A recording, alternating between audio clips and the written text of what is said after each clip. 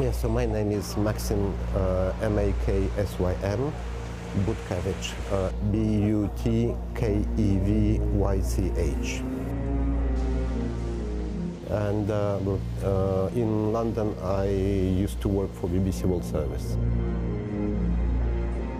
You are known as an anti-war activist and pacifist. Why did you take up arms? I hate violence, I really do. And I was against war. But at the end of February 2022, when my country and my city were attacked, I realized that we have no other option but to defend ourselves. And the only means which were at our disposal were to resist, to stop violence by using, unfortunately, violent means. I'm not a political person, I'm not a politician, I'm not a strategist, but for what I know, no one I know personally wanted this war. Of course, I never wanted this war, but we have to resist.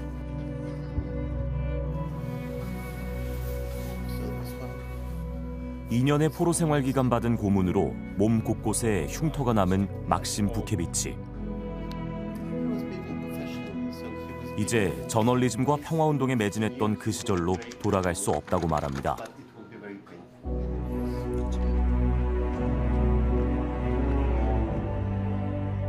휴전이 된다 해도 조국과 자신이 감당해야 할 상처는 그대로이기 때문입니다.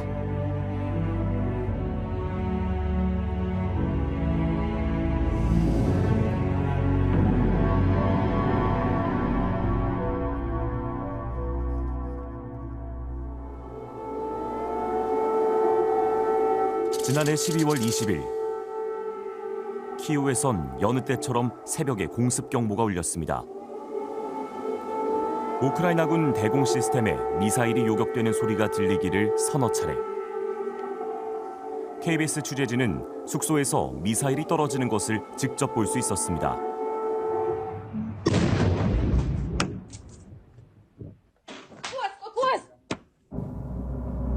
연기와 함께 불길이 치솟으며 새벽 하늘을 밝힙니다.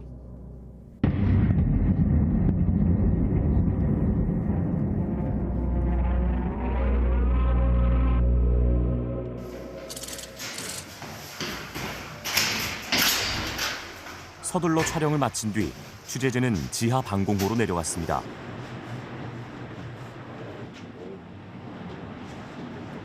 호텔 지하 1층 방공호에는 벌써 많은 대피 인원이 모여 있었습니다. Are you nervous?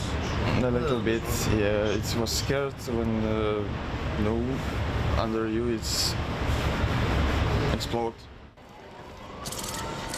공습 경보가 유지된 시간은 대략 1시간. 공습 경보 해제 직후 취재진이 찾은 현장은 여전히 불길과 매캐한 화약 냄새로 뒤덮여 있었습니다.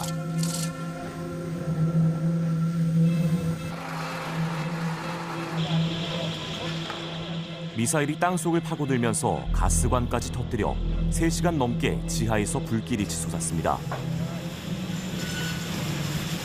이 구역은 외국계 호텔과 은행, 아르헨티나와 포르투갈 등 6개 나라 대사관이 모여 있는 곳입니다. 외국인 밀집 구역에 탄도미사일이 떨어진 것은 이례적인 일입니다.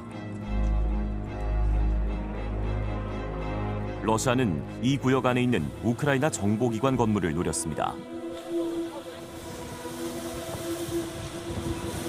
미사일은 비껴갔지만 폭풍과 파편으로 반경 100m 이내 모든 건물의 외벽과 유리창이 파괴됐습니다.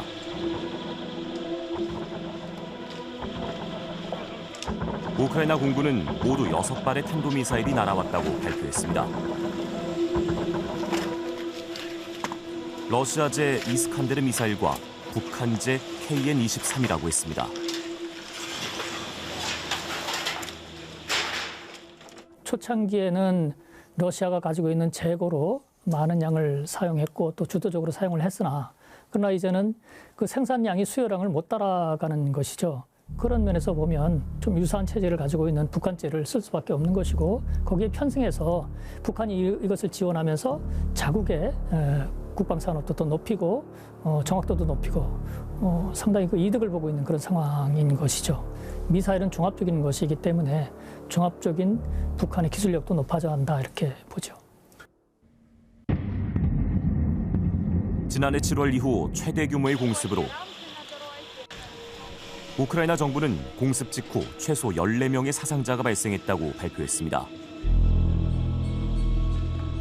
EU는 회원국 포르투갈 대사관이 피해를 입자 러시아를 강력히 비난했습니다. 공습이 끝나도 언제 또다시 공격받을지 몰라 건물 복구를 하지 못하는 상황.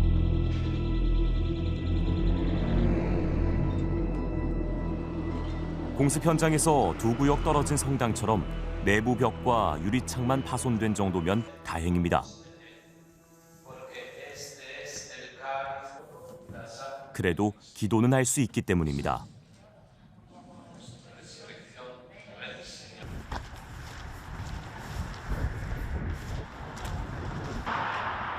전쟁으로 폐허가 돼 아예 문이 닫혀버린 곳이 즐비합니다.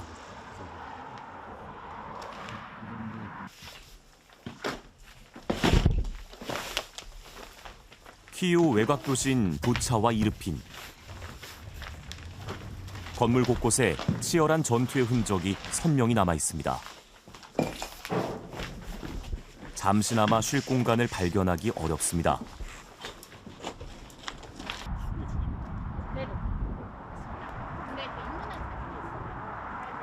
이르핀 다리는 전쟁 초기 우크라이나군이 직접 파괴했습니다.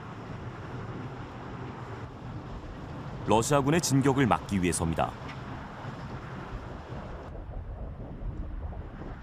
그래도 피할 곳이 없어 주민들은 이 다리 밑에 숨어 있어야 했습니다.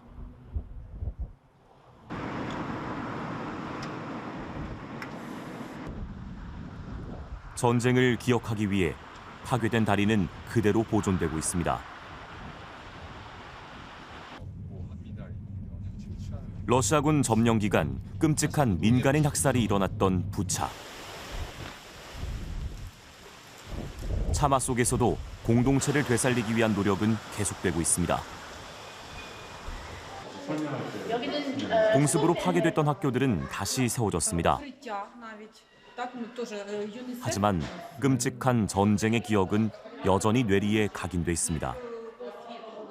Тут ми пробули перші 14 днів окупації, було багато вибухів, було багато небезпеки. 전쟁은 학생들의 수업 풍경도 바꿔놨습니다. 여전히 출석하지 못하는 많은 학생들을 위해 온라인 수업이 동시에 이루어집니다.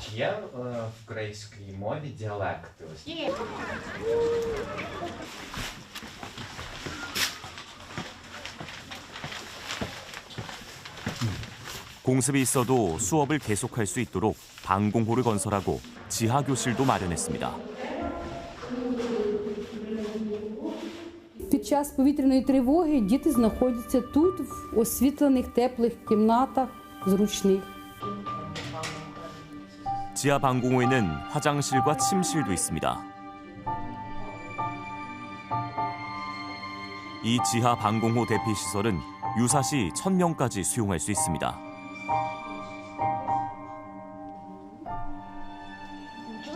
이 아이들이 두려움에서 벗어나 마음껏 학교에서 공부하고 뛰어놀 수 있는 날은 언제쯤 올 수 있을까요? 전쟁터에 있는 아빠들은 언제쯤 다시 돌아와 이 자녀들을 만날 수 있을까요?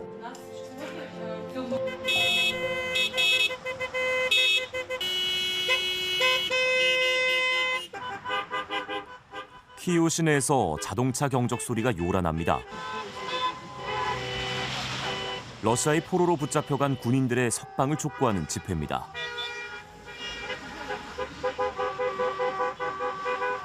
3년의 세월 동안 가족들의 삶은 피폐해졌습니다. Мама воєнноплінного Тивоненко Вадима Миколайовича. Бажаю, щоб скоріше прийшли діти наші. 젤렌스키 대통령은 지난해 12월 우크라이나 군인 사망자가 4만 3천 명, 부상자는 37만 명이라고 밝혔습니다. 그러면서 러시아군 사망자는 19만 8천 명, 부상자는 55만 명이라고 했습니다. 러시아에 끌려간 민간인 가운데 돌아오지 못한 사람들도 적지 않습니다.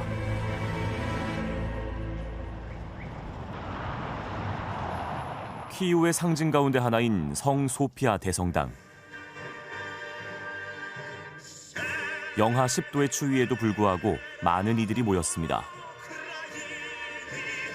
끌려간 아버지와 남편, 아들의 석방을 촉구하는 집회입니다.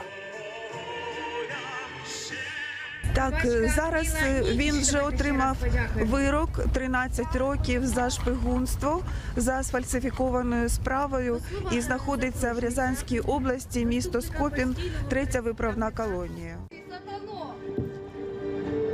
러시아에 강제로 끌려간 민간인 숫자에 대한 공식 통계는 없는 상황. 그러나 우크라이나 의회는 최대 2만 5천 명에 달할 것으로 추정하고 있습니다.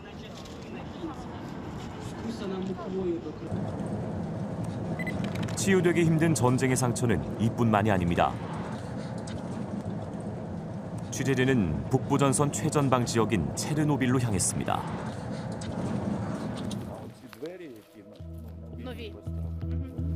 체르노빌엔 높이 130m, 폭 1km에 달하는 거대한 통신 감청탑이 있습니다.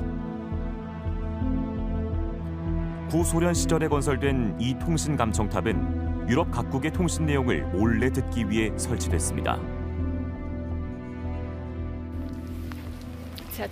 체르노빌은 키이우에서 140km 떨어져 있습니다. 전쟁 초기 러시아군은 벨라루스 국경을 넘어 이 길을 따라 내려와 수도를 위협했습니다. 여기도 천알 구멍. 지금은 곳곳에 벙커 등 군사 시설이 들어섰지만 촬영은 허용되지 않았습니다. 이런데 총 맞은. 이 지역을 벗어날 때는 카메라 검열도 받아야 합니다. 겹겹이 들어선 군사 시설을 지나 취재진은 38년 전 폭발한 원전 4호기 앞에 도착했습니다. 사고 원전은 거대한 돔 형태의 강철 구조물에 둘러싸여 있습니다. 러시아군의 점령 이후 방사능 수치는 더 불안정해졌습니다. 국제 원자력 기구 IAEA가 설정한 기준치는 0.3 마이크로시버트. 사고 원전 오른쪽은 정상, 왼쪽은 기준치의 5배가 넘는 불균형 상태입니다. 러시아군의 주둔지 일부가 있던 붉은 숲 지역에선 기준치의 30배를 초과하는 방사능이 측정됐습니다. 러시아군이 이곳을 점령했던 한 달여 동안 상당수 군인들이 방사능에 피폭됐을 것으로 추정됩니다.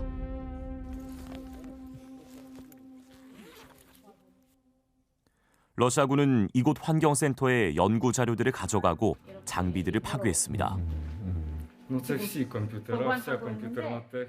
Була розграбована повністю центральна аналітична лабораторія, тобто вони її вивели із ладу. За рахунок того, що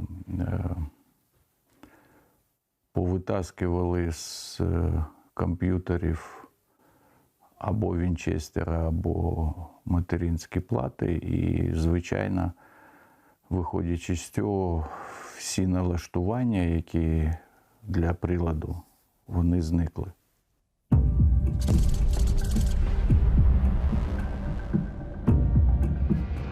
러시아는 최근에도 사고 원전을 덮고 있는 대형 돔을 공격했습니다.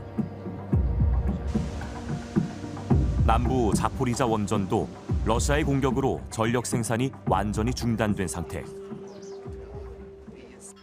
현재 우크라이나의 전력 생산은 전쟁 전의 절반 이하 수준입니다.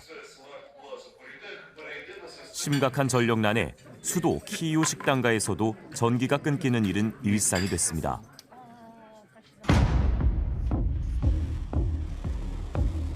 지금까지 3,800억 달러에 이르는 서방의 지원이 없었다면 전쟁 수행은 불가능한 일입니다.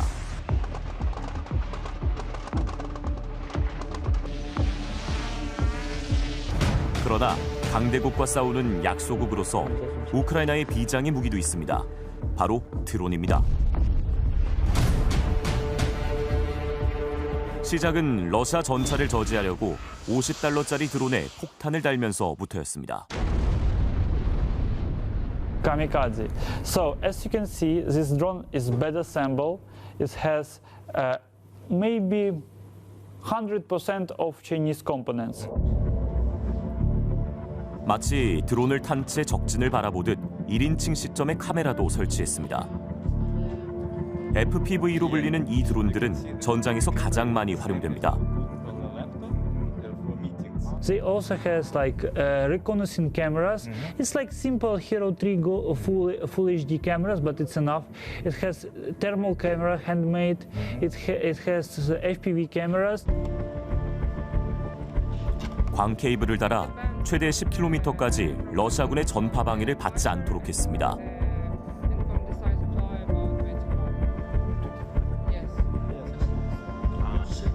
전쟁 발발 뒤 양성된 최정예 드론 기술자는 300명.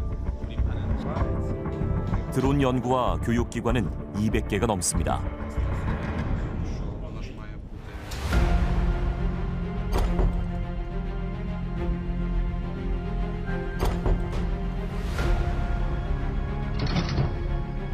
하지만 이런 필사적인 노력에도 러시아는 여전히 우크라이나의 영토 20%를 점령하고 있습니다.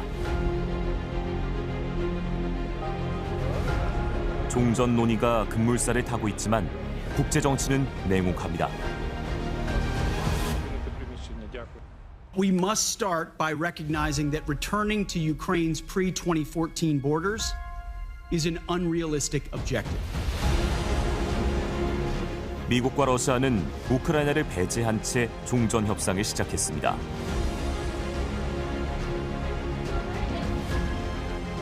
나토 가입도 좌절돼 안전 보장은 멀고도 험한 길이 됐습니다.